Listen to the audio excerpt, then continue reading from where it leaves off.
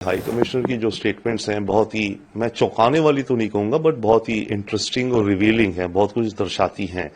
असलियत जो हो रही है वहां पे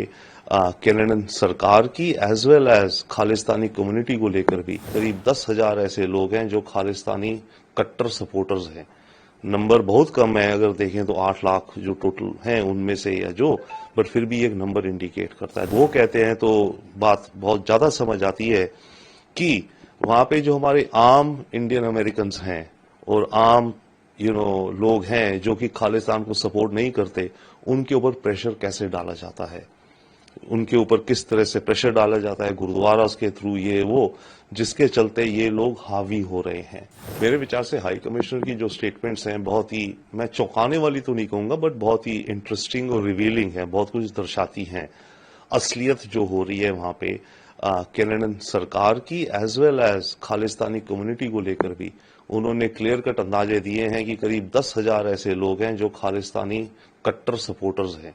नंबर बहुत कम है, अगर देखें तो 8 लाख जो टोटल हैं उनमें से, या जो, बट फिर भी एक नंबर इंडिकेट करता है। दूसरा, उन्होंने इंटरेस्टिंग बात यह कही है, ये सबको अंदाजा था,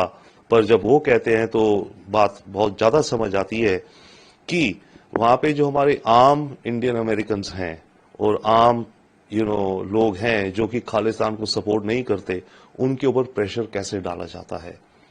उनके ऊपर किस तरह से प्रेशर डाला जाता है गुरुद्वारा के थ्रू, ये वो, जिसके चलते ये लोग हावी हो रहे हैं।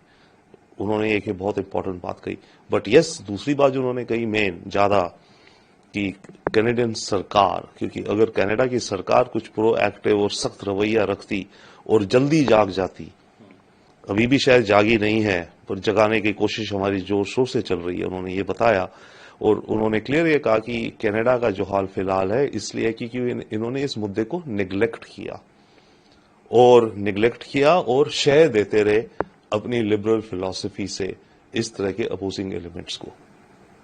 इसके अलावा उन्होंने वो लगाई गई और बहुत करीब से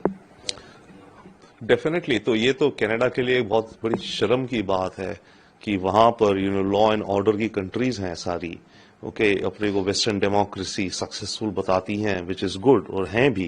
परंतु वहां पर अगर किसी भी सिटीजन पे, और खासकर ऐसे हाई प्रोफाइल दूसरे देश के राजदूत के ऊपर इस तरह के वायलेंस होने की संभावना हो, तो ये तो उनकी लोकल इंटेलिजेंस का फेलियर भी दर्शाती है। देखिए, जहां भी कोई अगर लोकल इवेंट होते हैं, कहीं एम्बेसडर हमारे जाते हैं, तो मानिए वहां की लोकल पुलिस तो ज्यादा इन्वॉल्व है ना, नेशनल इंटेलिजेंस कुछ है, बस लोकल पुलिस, तो क्या लोकल पुलिस की इंटेलिजेंस भी इतनी नहीं है कि किस तरह के राउडी गुंडा एलिमेंट्स हैं